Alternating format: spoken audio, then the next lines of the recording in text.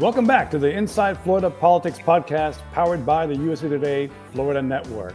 Hey, talk about April showers. It's been a deluge of political news across the Sunshine State this month. President Donald Trump made his 8th weekend visit to his Palm Beach club on the heels of the Liberation Day tariffs stunner that roiled the trade-fueled Florida economy, and not to mention lots of retirement portfolios. The long-anticipated and anxiety-producing wave of expiring immigrant protections were about to kick in until a federal judge said stop. And as we roll into the last month of the Florida legislature's annual confab, there's an interesting power player dynamic between Governor Ron DeSantis and the House Speaker Daniel Perez. These are some of the stories I'll be talking about with my USA Today Florida Network colleagues Ana Goni-Lessa and John Kennedy. Welcome back, guys. Good to be here, Antonio. All right. Well, the Trump tariffs kicked in for maybe 5 minutes before the president paused them again. But that brief protectionist Camelot was enough to send a shockwave through a lot of Florida businesses. The wild gyrations in the stock market, down 1,000 points one day, up 1,000 points the next day, made people queasier than your average county fair ride. Fallout from the tariffs even fueled a public and pretty acrimonious verbal feud between richest man Elon Musk and top White House trade advisor Peter Navarro, who, by the way, spent part of his youth in Palm Beach County. The tariff yo-yo factor and uncertainty is also a concern for lawmakers in Tallahassee who have to piece together a state budget by next month. Do people, for example, fearing a slump, do they start easing back on travel, home buying in an already cooler market? Or maybe even slow down the purchases of consumer goods and dampening those sales tax revenues that pay for things like tax cuts elsewhere? The Florida House and DeSantis have been proposing $5 billion in tax cuts, either through property tax rebates or maybe one of those sales tax cuts. John, what are you hearing these days? Well, it is kind of a mess right now in that, the economic upheaval so far, though, hasn't detoured the House or Governor DeSantis on their push for giant tax cuts. As you mentioned, the House Speaker, Danny Perez, he's promoting a $5 billion tax cut, reducing the state's 6% sales tax by 0.75%. And DeSantis has countered that by saying, I'll take that $5 billion and spend it by sending every homesteaded exempt property a $1,000 rebate. And he wants something on the ballot next year that could dramatically overhaul property taxes as we know them, even more. He's just not sure yet what it should be. Meanwhile, the Senate just a day ago came out with its own tax break package, a more modest plan, about $750 million that would eliminate taxes on clothing less than $75 and a mess of sales tax exemptions, sales tax holidays, I should say. Those are, kind of a tradition that we've come to know in Florida. Back to school, hurricane preparedness, all that kind of stuff. But all this, eager giveaway comes as the state appears, pretty likely to feel some kind of revenue hit in coming months as you pointed out, as Americans start showing examples of their worries about their 401ks disappearing, maybe fewer vacations this year, housing already becoming troubled, could get worse with rising interest rates. That seems expected. And we already have Canadian visitors saying they don't plan to come to South Florida because of Trump's bullying. Any kind of economic downturn ripples through the state budget pretty fast. And we've seen the need to, totally redo state spending after, 9/11, the 2008 housing collapse, and COVID, of course, during 2020 and 2021. But, now we may not be there yet with Trump and his tariff stop, and maybe start again in 90 days. But it seems like an uncertain time to be looking to give away $5 billion, maybe especially by cutting the sales tax, which brings in about 3/4 of the state's general revenue. The last thing these tax cutting Republicans want to do is face having to raise taxes again in a year or so because of this year's economic giveaway. So we'll see. There's a lot in the air right now, but so far it still seems to be full speed ahead on some level of tax cutting. Now, is there, John, is there some conversation about cutting spending somewhere, or are we still looking at a well over $100 billion plus state budget? Well, yeah, it's a giant budget, but yeah, the House has come in dramatically lower than the Senate, and they're lower than what even Governor DeSantis had proposed in his budget. The Senate is about $1.3 billion less than this year's spending plan. So yeah, they've taken steps to cut state spending. Some of it may be kind of harsh, just like at the federal level. There's some things that you kind of wonder, are they really going to cut that? When it comes to some of the services. But the fact that the two budgets, the House and Senate spending plans, are $4.4 billion apart, that's going to be a big gap to bridge in the closing weeks of the session. Well, but the fact of the matter is, despite the 90-day pause that was announced this week, we still have 10% tariffs across the board on all our trading partners. Huge duties on imports from China, which basically is just about everything you're going to find in your standard Walmart. Where potentially something is coming down the pike with Canada and Mexico. So either way, Florida consumers are going to pay more for some items. Have you heard any kind of revenue projections where they're doing like Plan B, Plan C if this happens, just sort of get an idea of what we might be looking at? That's a good point. Remarkably, no. I have not heard, a Plan B, as far as what can they do if things go south fast. They still, these are Trump loyalists in the House and Senate, and DeSantis too. I don't think, just like we're seeing in Washington right now, it's very few and far between are you seeing Republicans having any kind of, cautions about what's happening in the economy. They may be privately some, hand-wringing about it, but they're not ready to say, let's abandon this and, reverse course in some way. So these legislators right now, too, I think are kind of looking at it like, oh, this is all going to work out. But, we're going to find out. I think they're going to, pass the big spending plan and some level of tax breaks and just kind of hope for the best. They do have a lot of revenue reserves in the state right now. This is something that they have built up billions in reserves. So if worst case scenario came and the budget started deteriorating after it takes effect July 1st, they would be able to do some patches to the budget.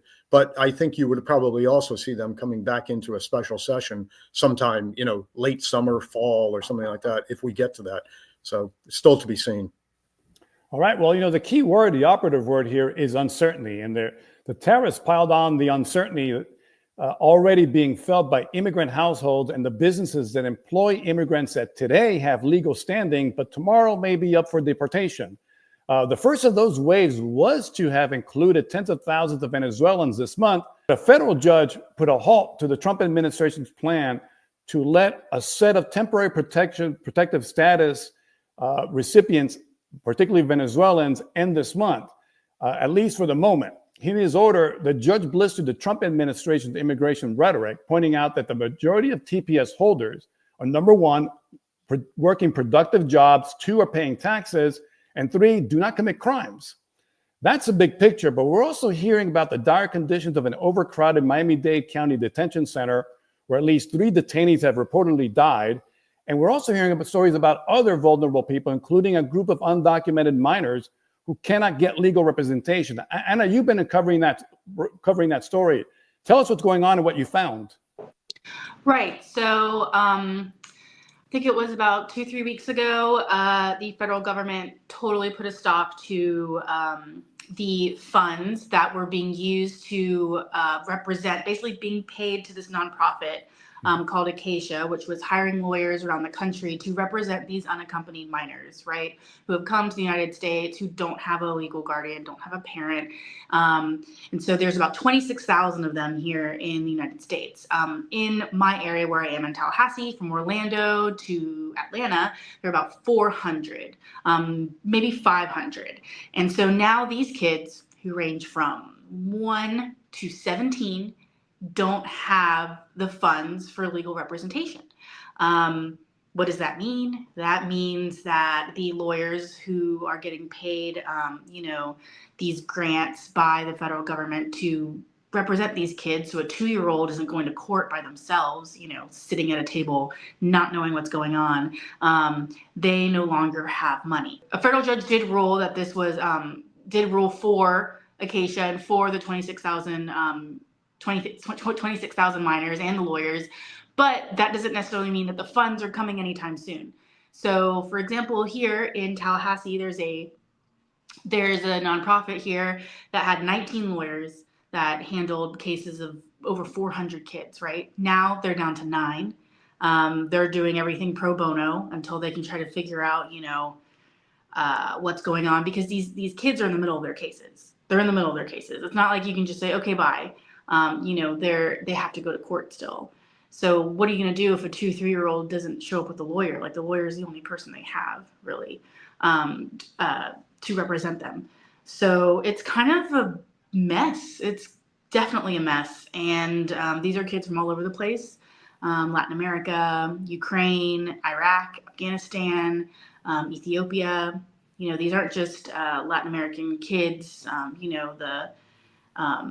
the ones that are also being targeted by the federal government, like, Venezuelans and TPS and Haitians. So yeah, a lot of these kids need legal representation, and I don't know if they're going to get it the way they should. And how'd they come here? I mean, let's explain a little bit to our readers why these minors, these children are here. So sometimes they're fleeing, violence. Sometimes they're fleeing, they don't have parents and they don't know, and they come here that way. Sometimes parents send them. Sometimes you have an older sibling who takes the baby and they come over that way. But the older sibling is under 18, so it's not like they have representation there. Sometimes they're trafficked. Sometimes they come here and then they become trafficked.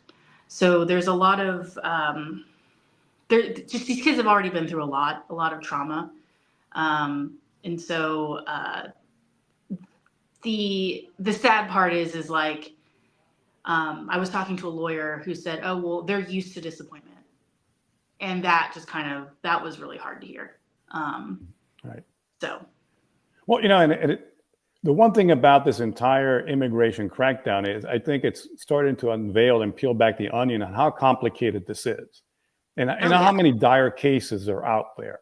And it's not, and like the judge ruled in the Venezuelan TPS case, a lot of these people are coming here for the best of intentions, and they're incredibly productive, and they work very hard, and they're paying taxes, and they are part of the economy.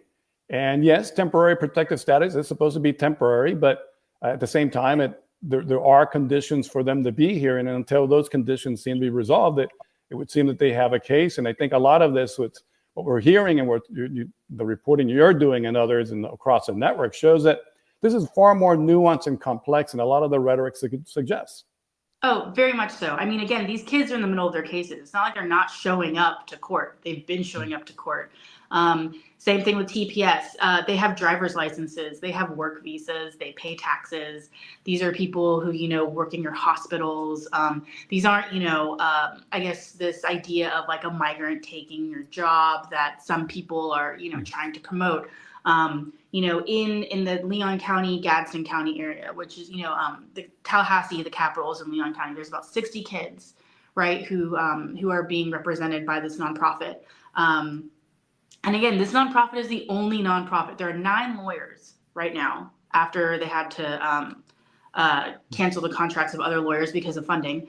9 lawyers to handle over 400 cases, right? Over 400 cases of these kids who don't have anyone. There was this one young girl who was trafficked, and she has a child with her trafficker, and that trafficker obviously does not have her best interest, right? So things like these lawyers, this funding is there for a reason. It's there to keep these children safe. It's there to, they're over here anyways. They're children, they're vulnerable. Like, one of the most vulnerable populations, right? Like, is children, especially children who are, in the dark, who need, basically who need guidance, who need someone to take care of them because they don't have that. So yeah, it's one of the saddest ones that I've written about so far when it comes to immigration. I guess just because it's pretty bleak, but Well, let's just say that just like with the tariffs, we're all getting an education on the nuances and the complexities and really the humanity of what's happening with immigration. Earlier, John, we talked about this sales tax, this tax cut bill that the House Speaker, Danny Perez, and the governor are putting together. And, this session's kind of revealed a bit of a, really interesting power dynamic between the governor and the House Speaker. Tell us a little bit more. Oh, yeah. We alluded to, just one of the DeSantis Perez battles over taxes, but that's just one of a handful of areas that the two are sparring over this session. DeSantis, of course, only knows how to fight rough. So he's been blistering Perez on social media, accusing him of siding with Democrats, no less, and, for basically having no idea what he's doing as he threatens to undo what DeSantis sees as a paradise that he's created in Florida. The latest clash I wrote about this week is over the House's call for repealing no-fault auto insurance, which DeSantis vetoed 4 years ago and looks like he'd do it again. The House also is now getting under DeSantis's skin by demanding answers about spending at Hope, Florida. This is a nonprofit social service assistance organization, which First Lady Casey DeSantis helped launch a few years ago, in which, many see as a vehicle for her to promote what might be her bid for governor when, husband Ron steps down next year.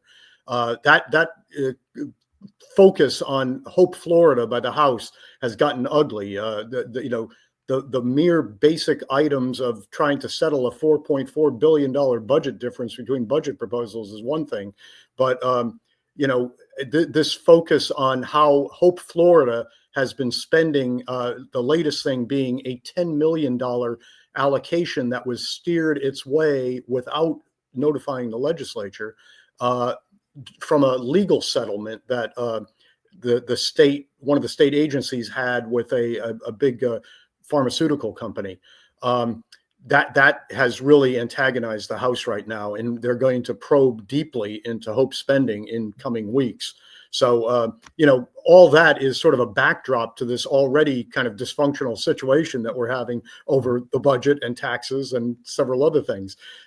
History shows that legislators, when it's not an election year, are rarely in a hurry to complete a regular session. They like the power and the gamesmanship, and that can really only happen in Tallahassee, not when they're back home in their districts, sitting in their office in a strip shopping center somewhere. They like this center of gravity being Tallahassee. And of course, there's fundraising opportunities whenever you have lobbyists in town. So I think we're going to be here for a while. Again, this is mostly based on history and the signs of dysfunction that we're seeing right now. I'd say, look for the House and Senate to wrap up action on most bills, but that finalizing a budget, maybe that's impossible. This week, though, rumors were going around that the legislature would complete a budget, but that DeSantis would veto the entire plan and call them back into a special session, maybe like in June. So, sure, we're at that point in session where speculation about overtime kind of always takes root. But this year, I think there's enough bad feeling that I think is going to happen. I got to tell you, I mean, it's pretty jarring having watched the Florida legislature, particularly in the last decade or so, the House of Representatives, for the governor to say that the speaker is actually seems to be siding or sounds like a Democrat in that chamber in particular. We kind of always, you tend to hear that a little bit more about the Florida Senate, where it's a little bit more of a sedate place. But so what gives there? I mean, is there a rebellion in the House, or is this just, tar and feather politics that we're seeing these days? Well, some of it is policy. What you have right now is, DeSantis and ruling Republicans over the last few years have really cracked down on trial lawyers, especially in limiting lawsuits against insurance companies.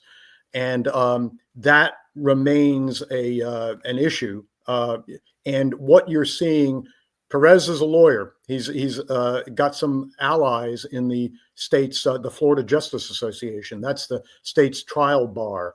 And they have gotten a little bit of momentum this year on the idea of possibly eliminating that block that existed on homeowners suing their insurance companies. That was largely rooted in an elimination of something called one-way lawyers' fees, where basically you could collect from your insurance company your legal expenses if they were found in the wrong in a dispute over your property insurance or something like that. There is legislation that would eliminate that ban on one-way lawyer fees. Now, whether that's going to pass the House is still a question mark, but it is kind of doomed in the Senate. But that has given DeSantis some life when it comes to pointing to the House and saying they're all in the pockets of the trial lawyers who are considered to be kind of allies of the Democrats. The other story that's part of this that I mentioned earlier was this idea of repealing no-fault auto insurance. If that were to happen too, opponents say this is going to bring more auto accidents into court as well. If you bring back a fault-based auto insurance system. We've had this thing called PIP, as you know, in Florida since the 1970s. They're talking about doing away with PIP.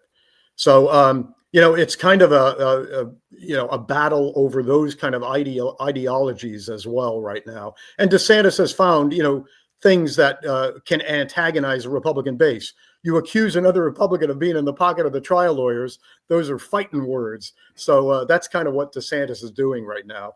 And I guess to a degree, Perez has given him an opening. All right.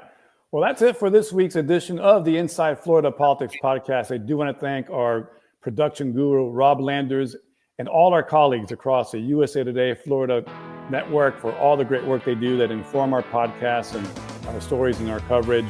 And so thanks to all of you for listening. See you next time.